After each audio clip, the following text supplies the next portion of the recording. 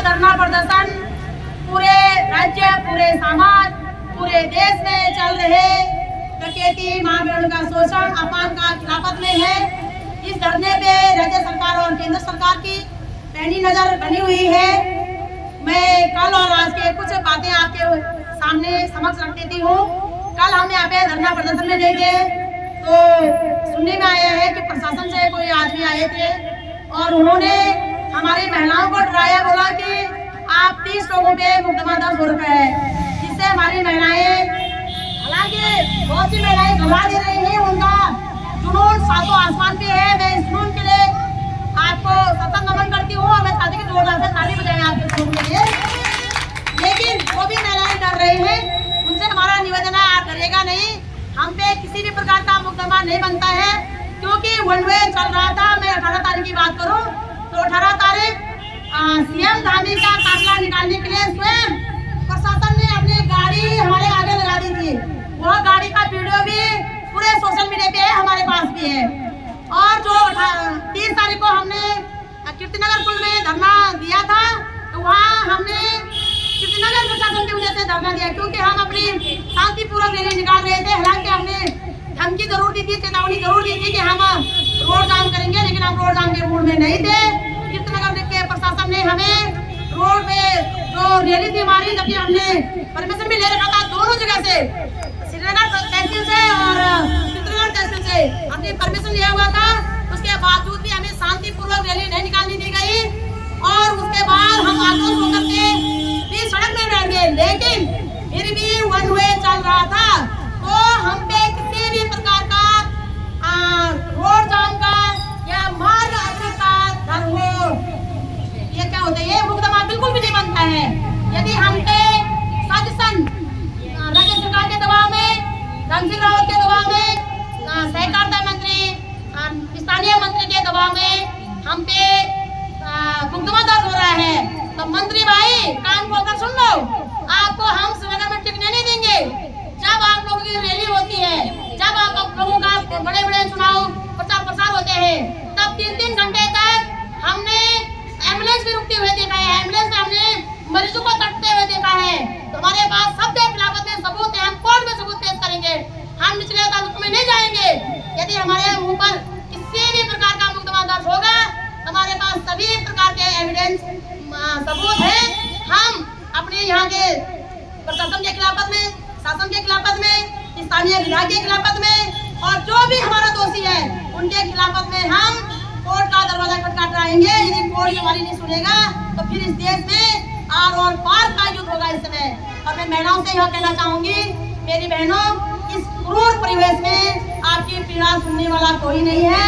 यह बात आपको स्वीकार करनी होगी। यही सत्य है कि जब तक महिलाओं ने अपनी न्याय, सुरक्षा, अधिकारों की लड़ाई स्वयं नहीं लड़ी, आपको आपका अधिकार देने वाला कोई नहीं है।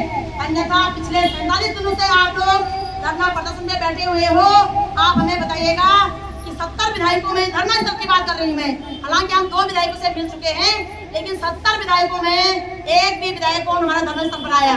यदि सरकार तुम्हारे पक्ष में है तो कितने विधायक धरना स्थल पर आए? यदि विपक्ष तुम्हारे पक्ष में है तो जो जीते हुए विपक्ष के विधायक हैं वो कितने तुम्हारे धरने स्थल पर आए? यदि तुम्हारे जात, तुम्हारे धर्म, तुम्हारे परिवार, तुम्हारे समाज के लोग तुम्हारे पक्ष में हैं, तो एक भी व्यक्ति को बताइएगा जो आपके धरने स्थल में आया होगा। इससे पता चलता है कि इस देश की मातृशक्ति का सिर्फ और सिर्फ इस्तेमाल किया जाता है, यूज एंड थ्रो किया जाता है। दुर्भाग्यपूर्ण बात यह है कि जब इस देश की मां बहन बेटी का बलात्कार होता है, उसके लिए भी राजनीतिक इस्तेमाल किया जाता है। आप लोगों ने नैनीताल में देखा होगा, एक हमारी बेटी के साथ 72 साल का पापी बलात्कारी उस्मान ने बलात्कार किया, तो उस बेटी के पक्ष में एक और बेटी को बलात्कार करने की धमकी दी गई। बताइएगा तुम क्या बचा रहे हो, तुम क्या संदेश देना चाहते हो? किस मतलब तुम बलात्कार के उसमें बलात्कार दोगे, क्या करोगे? ऐसे में नुकसान तो महिलाओं का ही होगा ना। क्या यही तुम्हारी मानसिकता है ना? तो इस देश में महिलाओं के बलात्कार के भी राजनीतिक रोटियां सेकी जा रही हैं, सिलेक्टिव मुद्दे उठाए जा रहे हैं। हमें इसका बहुत ज्यादा खेद है।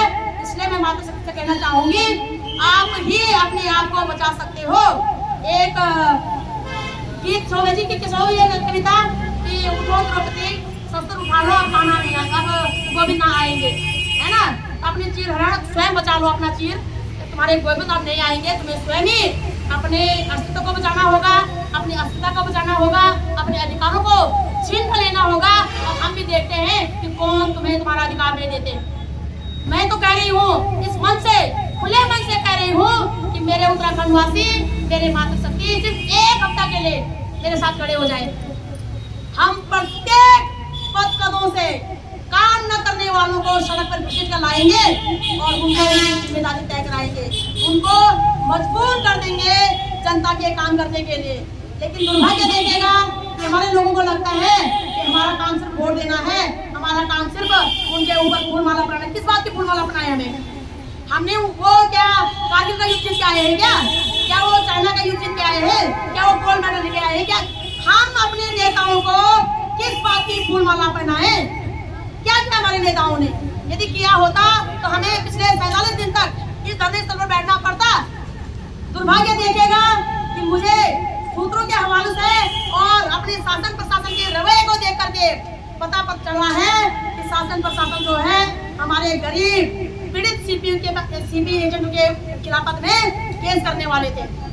वो तो हम इस केस में घुस गए, हम इस मामले में घुस गए कि हमने उनसे पूछा कि सीपी की बात भी छोड़ेगा, डकैत की बात भी छोड़ेगा, आप बताइएगा कि आपकी इस डकैतों के मामले में आपकी क्या भूमिका है? आपने परमिशन क्यों दिया? आपने मॉनिटरिंग क्यों नहीं की? आपके नाक के नीचे इतना भारी भरकम घोटाला कैसे हो गया? तब जाकर उनको आकर ठिकाने आए। ये गलती तो सीपी की नहीं थी, गलती तो हमारी थी। हमने परमिशन नहीं देना था, हमने मॉनिटरिंग करनी थी, हमने भागने नहीं देना था। और अब हमने कठोर कार्रवाई करके अपने लोगों का पैसा उन्हें सम्मान सहित वापस देना था। तो उनको अब ना वो थूकते बन रहे ना घूटते बन रहे, वो तादूद हो गए होते कि ना वो थूक सकता ना वो घूट सकता। तो हम चाहना से ना अभी भी आप हमारे द्वारा चुने गए सरकार हो, अभी भी हम आपके हित की बात करेंगे कि आप इमरजेंसी फंड बनाइएगा, आपातकालीन इन लोगों को आर्थिक जो संकट है उससे बाहर निकालेगा। आप भी फ्री और हम भी फ्री।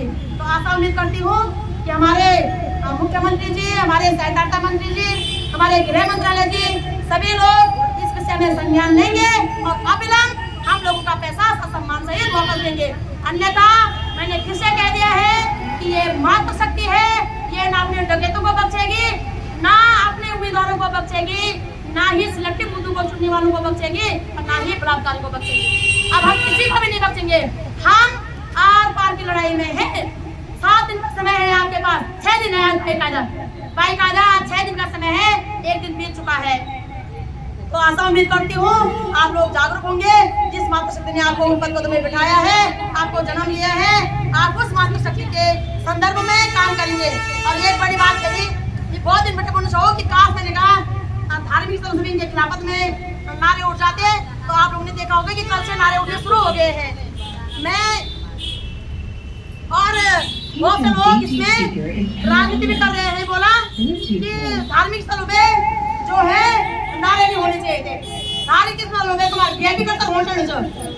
धार्मिक स्थलों पे कान खोलकर सुन लो। जय दिमाग में सवाल पैदा नहीं होना ना, तो वो दिमाग में सवाल को सुन दो। क्यों भाई, क्यों नहीं हो सकता? तुम्हारे अव्यवस्था के खिलाफत में हम हर जगह नारा लगाएंगे।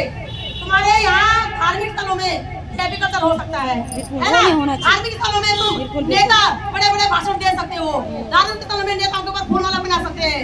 और हमारे लोगों के साथ अव्यवस्था हो रही है वहाँ पे, वो क्यों नहीं आवाज उठा सकते हैं?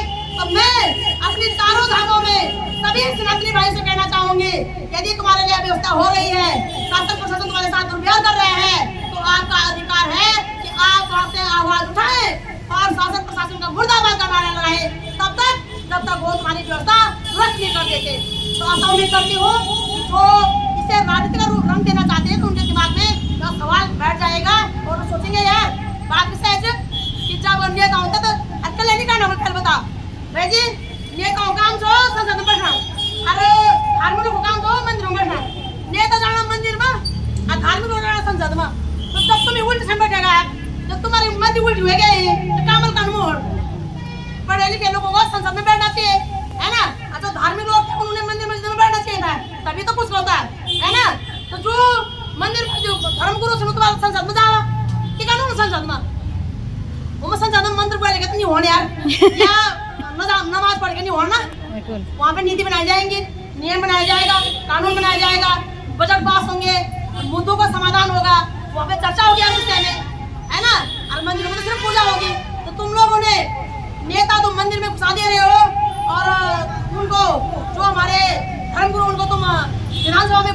कह रहे हैं कि भाई राजनीति होगी, तो राजनीति होगी भाई, है ना। तो दरअसल राजनीति बनी भ्रष्ट नीति से, तुम भ्रष्ट नीति बंद करा तो ऑलरेडी सब कुछ ठीक हो जाओ, है ना।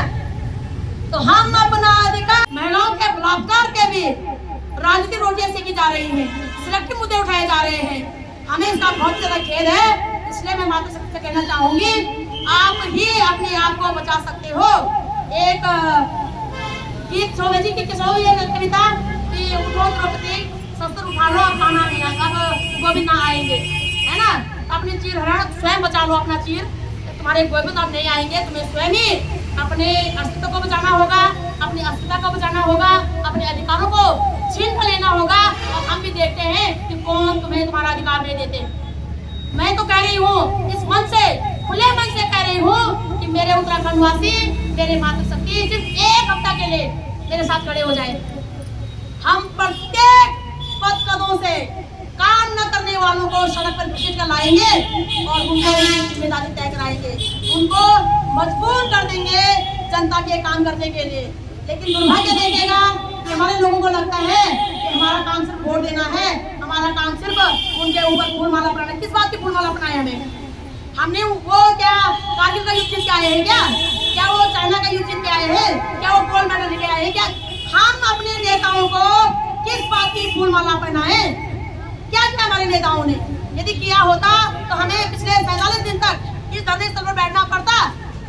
दुर्भाग्य देखेगा कि मुझे सूत्रों के हवाले से और अपने शासन प्रशासन के रवैये को देख करके पता चला है कि शासन प्रशासन जो है हमारे गरीब पीड़ित सीपी एजेंटों के खिलाफत में केस करने वाले थे। वो तो हम इस केस में घुस गए, हम इस मामले में घुस गए कि हमने उनसे पूछा कि सीपी की बात भी छोड़ेगा, डकैत की बात भी छोड़ेगा, आप बताइएगा कि आपकी इस डकैतों के मामले में आपकी क्या भूमिका है? आपने परमिशन क्यों दिया?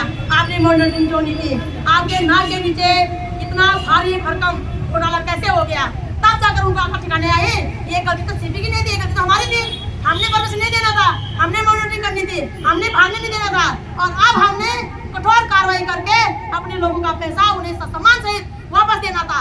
तो उनको अब ना वो थूकते बन रहे ना घूटते बन रहे, वो तादूद हो गए होते कि ना वो थूक सकता ना वो घूट सकता। तो हम चाहना से ना अभी भी आप हमारे द्वारा चुने गए सरकार हो, अभी भी हम आपके हित की बात करेंगे कि आप इमरजेंसी फंड बनाइएगा, आपातकालीन इन लोगों को आर्थिक जो संकट है उससे बाहर निकालेगा। आप भी फ्री और हम भी फ्री। तो आशा उम्मीद करती हूँ कि हमारे मुख्यमंत्री जी, हमारे सहकारिता मंत्री जी, हमारे गृह मंत्रालय जी, सभी लोग इस विषय में संज्ञान लेंगे और अविलंब हम लोगों का पैसा सम्मान सहित वापस देंगे। अन्यथा मैंने फिर से कह दिया है कि ये मातृ शक्ति है, ये ना अपने डकैतों को बख्शेगी, ना अपने उम्मीदवारों को बख्शेगी, ना ही सिलेक्टिव मुद्दों को चुनने वालों को बख्शेगी और ना ही बलात्कारी को बख्शेगी। अब हम किसी को भी नहीं बख्शेंगे। हम आर पार की लड़ाई में है। 7 दिन का समय है आपके पास, 6 दिन है बाकायदा 6 दिन का समय है, 1 दिन बीत चुका है। तो आशा उम्मीद करती हूँ आप लोग जागरूक होंगे। जिस मातृ शक्ति ने आपको ऊपर पद में बिठाया है, आपको जन्म लिया है, आप उस मातृ शक्ति के संदर्भ में काम करेंगे। और एक बड़ी बात कही, ये बहुत दिन महत्वपूर्ण हो कि काश मैंने कहा धार्मिक संस्थान के खिलाफत में नारे उठ जाते, तो आप लोगों ने देखा होगा कि कल से नारे उठने शुरू हो गए हैं। मैं और बहुत से लोग इसमें राजनीति भी कर रहे हैं। बोला कि धार्मिक स्थलों पे जो है नारे नहीं होने चाहिए थे। धार्मिक स्थलों पे तुम्हारे वीआईपी करता होने चाहिए। धार्मिक स्थल में कान खोल कर सुन लो। जय दिमाग में सवाल पैदा नहीं होना ना, तो वो दिमाग में सवाल को सुन दो। क्यों भाई, क्यों नहीं हो सकता? तुम्हारे अव्यवस्था के खिलाफत में हम हर जगह नारा लगाएंगे। तुम्हारे यहाँ धार्मिक स्थलों में कल्चर हो सकता है ना? धार्मिक स्थलों में तुम नेता बड़े बड़े भाषण दे सकते हो, धार्मिक स्थलों में नेताओं के ऊपर फूलमाला बना सकते हैं। और हमारे लोगों के साथ अव्यवस्था हो रही है वहाँ पे, वो क्यों नहीं आवाज उठा सकते हैं? तो मैं अपनी चारों धामों में सभी सनातनी भाई से कहना चाहूंगी, यदि तुम्हारे लिए अव्यवस्था हो रही है, शासन प्रशासन तुम्हारे साथ दुर्व्यवहार कर रहे हैं, तो आपका अधिकार है कि आप वहाँ से आवाज उठाएं और शासन प्रशासन का मुर्दाबाद का नारा लगाएं, तब तक जब तक वो तुम्हारी व्यवस्था दुरुस्त नहीं कर देते। तो आशा उम्मीद करती हूँ जो इसे राजनीति का रूप रंग देना चाहते हैं, तो उनके दिमाग में सवाल बैठ जाएगा और वो सोचेंगे यार बात सहज कि जब नेता होता तो अक्कल नहीं करना। पहले बता भाई जी, नेताओं काम छो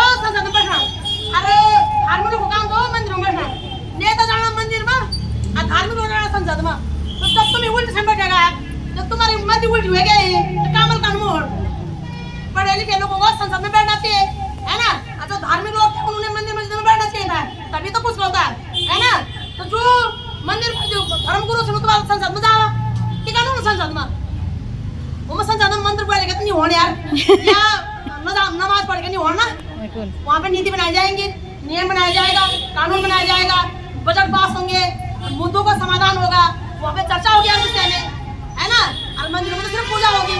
तो तुम लोगों ने नेता तो मंदिर में घुसा दे रहे हो और उनको जो हमारे धर्मगुरु उनको तुम विधानसभा में घुसा रहे हो, कह रहे हैं कि भाई राजनीति होगी, तो राजनीति होगी भाई, है ना। तो दरअसल राजनीति बनी भ्रष्ट नीति से तुम भ्रष्ट नीति बंद करा तो ऑलरेडी सब कुछ ठीक हो जाओ, है ना।